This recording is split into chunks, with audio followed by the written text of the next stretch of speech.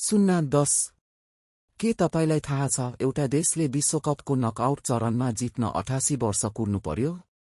अन्ततः त्यो ऐतिहासिक क्षण आएको छ। 10-100 स्विट्जरल्यान्डले अल्जेरियालाई 2-0 पराजित गर्दै विश्वकपको अन्तिम 16मा स्थान सुरक्षित गर्यो। यो जित सन् 1938 पछि 88 वर्षमा नकआउट चरणमा उनीहरूको पहिलो सफलता हो, जुन बेला संसार निकै फरक थियो।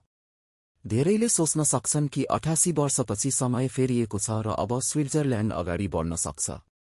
खेलको 10औं मिनेटमा इम्बोलोले गोल गर्दै अग्रता दिलाए।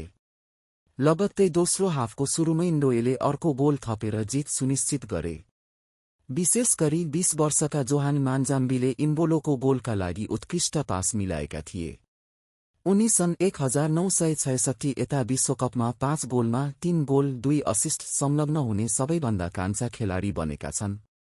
ग्रानिट झाका जस्ता अनुभवी खेलाडीको नेतृत्वमा स्विट्जरल्यान्डले अब कोलम्बिया वा घानासँग खेल्नेछ। उनीहरूले यहाँबाट अझै अगाडि बढ्ने विश्वास राखेका छन्।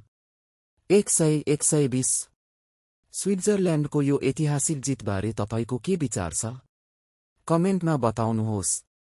यस्तै थप रोचक जानकारीका लागि हाम्रो च्यानललाई सदस्यता लिनुहोस् र भिडियोलाई मन पराउनुहोस्।